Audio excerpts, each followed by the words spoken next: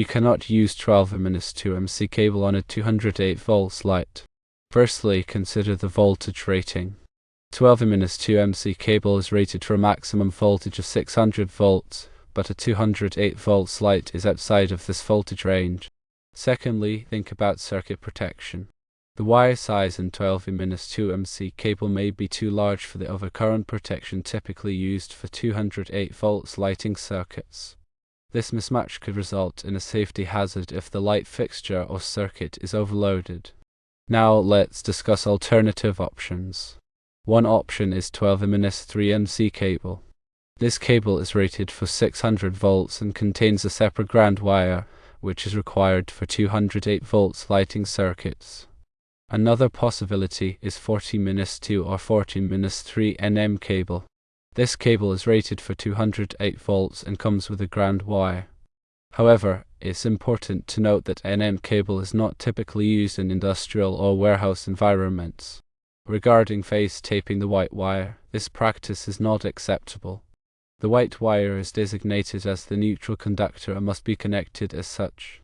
Using the wrong cable or improper wiring techniques can lead to several problems. These include electrical shock, fire hazards, equipment damage, and code violations. Always prioritize safety when working with electricity. It's crucial to select the correct cable size and type for the specific application. A 208 volts lighting circuit requires a cable that is rated for at least 208 volts and has a grounding conductor. 12-2MC cable lacks a dedicated grounding conductor and may not be appropriately sized for the circuit's amperage. Consult the National Electrical Code, or NEC, for specific requirements related to wiring 208 volts lighting circuits. The NEC provides guidelines on conductor sizing, overcurrent protection, grounding, and other safety measures. Consider the environmental conditions of the installation location. In industrial or warehouse environments, MC cable is often preferred due to its durability and resistance to physical damage.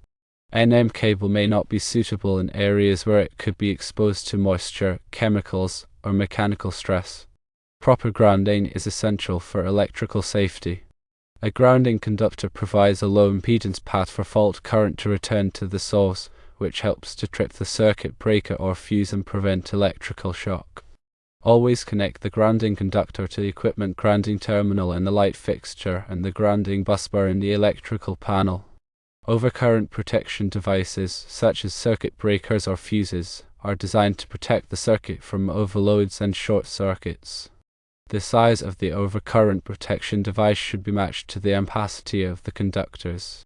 Using an oversized overcurrent protection device could allow the conductors to overheat and cause a fire. Before working on any electrical circuit, always turn off the power at the circuit breaker or fuse box. Use a voltage tester to verify that the circuit is de-energized before touching any wires or terminals. Wear appropriate personal protective equipment, such as safety glasses and insulated gloves, to prevent electrical shock and other injuries.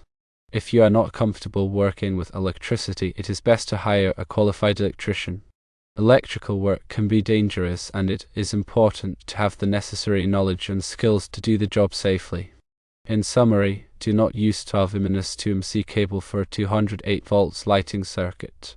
Choose an appropriate cable type and size based on the voltage, amperage, and environmental conditions. Ensure proper grounding and overcurrent protection. Always follow the NEC and other applicable codes and standards. If you have any doubts, consult a qualified electrician.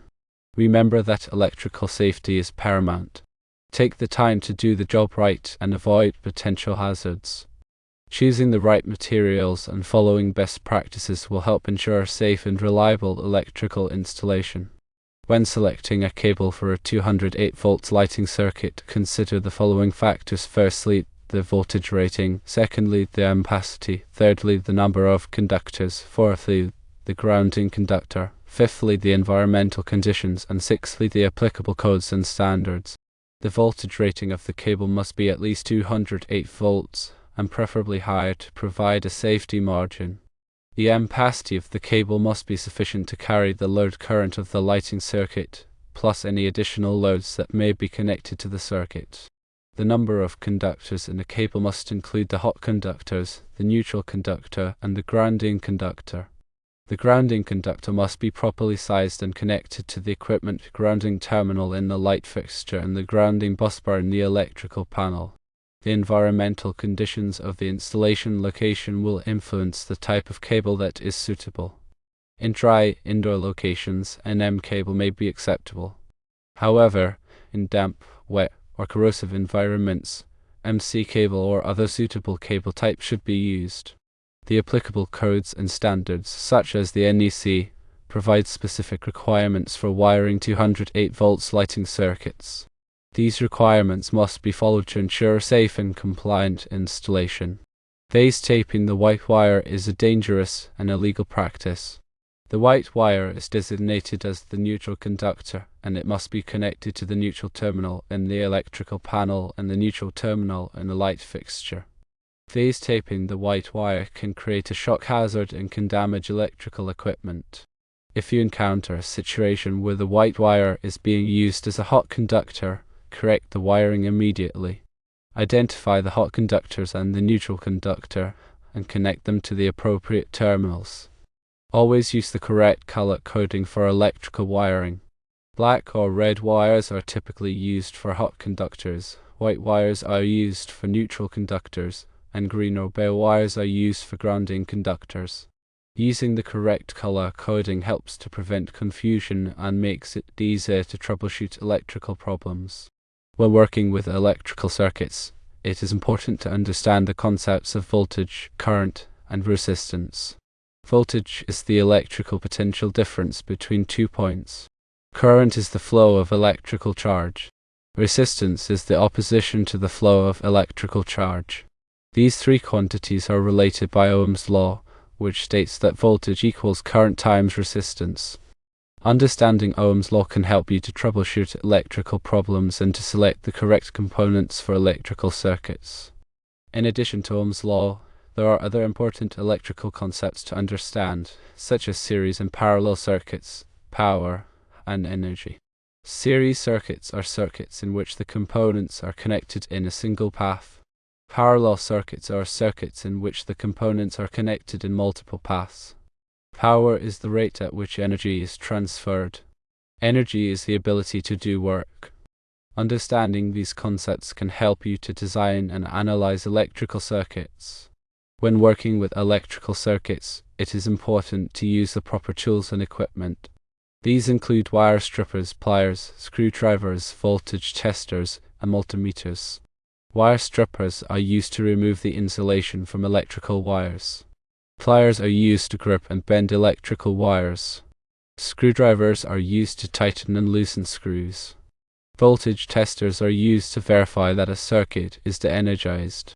Multimeters are used to measure voltage, current, and resistance. Using the proper tools and equipment can help you to do the job safely and efficiently. In conclusion, wiring a 208 volts lighting circuit requires careful planning and execution. Select the correct cable type and size, ensure proper grounding and overcurrent protection, and follow all applicable codes and standards. Never phase tape the white wire. Use the proper tools and equipment, and always prioritize safety. If you have any doubts, consult a qualified electrician. Remember that electrical safety is paramount, and it is important to take the necessary precautions to prevent electrical shock, fire hazards, and other injuries. Here are some additional tips for wiring 208 volts lighting circuits. Firstly, plan the layout of the circuit carefully before you start wiring. Secondly, use a circuit breaker or fuse with the correct amperage rating for the circuit. Thirdly, make sure all connections are tight and secure. Fourthly, protect the wiring from physical damage. Fifthly, label the circuit breaker or fuse so that you know which circuit it controls. And sixthly, test the circuit after you have finished wiring it to make sure it is working properly. Remember to always follow safety precautions when working with electricity. The NEC is a comprehensive set of standards for electrical wiring and equipment. It is updated every 3 years to reflect changes in technology and safety practices. The NEC is adopted by most states and local jurisdictions in the United States. It is important to be familiar with the NEC if you are working with electrical circuits. The NEC covers a wide range of topics, including wiring methods, conductor sizing, overcurrent protection, grounding, and equipment installation.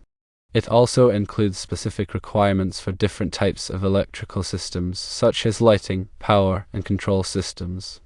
Following the NEC can help you to ensure that your electrical installations are safe and compliant. There are many resources available to help you learn about the NEC. These include textbooks, online courses, and seminars. You can also consult with a qualified electrician or electrical engineer to get assistance with interpreting and applying the NEC. In addition to the NEC, there may be other applicable codes and standards that you need to follow.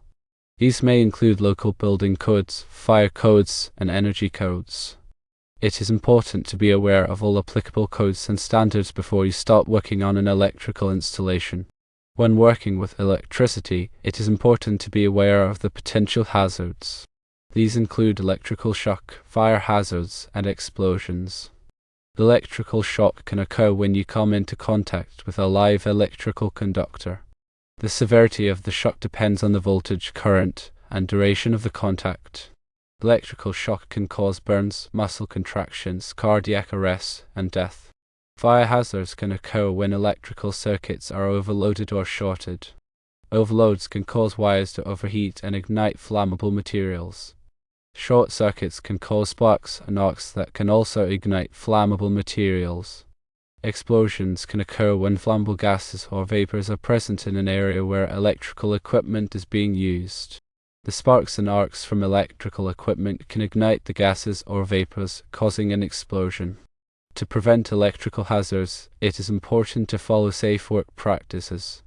These include energizing circuits before working on them, using insulated tools and equipment, wearing appropriate personal protective equipment, and keeping flammable materials away from electrical equipment. It is also important to have a qualified electrician inspect your electrical system regularly to identify and correct any potential hazards. Remember to always prioritize safety when working with electricity. It is better to be safe than sorry.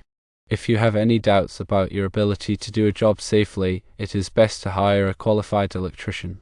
They have the knowledge and experience to do the job safely and correctly.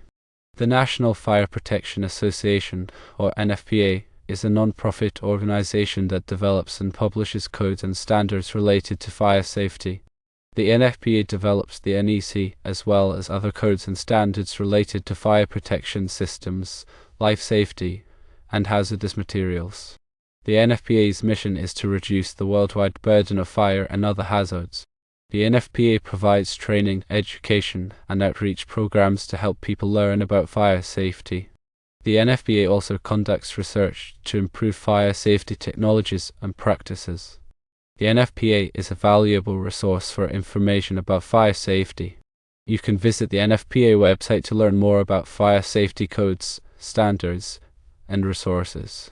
The Occupational Safety and Health Administration, or OSHA, is a federal agency that is responsible for ensuring the safety and health of workers in the United States. OSHA sets and enforces standards for workplace safety and health. OSHA also provides training, education, and outreach programs to help employers and workers learn about workplace safety and health. OSHA conducts inspections of workplaces to ensure that employers are complying with OSHA standards. If an employer is found to be in violation of OSHA standards, OSHA can issue citations and penalties. OSHA is a valuable resource for information about workplace safety and health. You can visit the OSHA website to learn more about OSHA standards, regulations, and resources. Understanding electrical concepts, using the correct tools, and following safety precautions are vital for electrical work.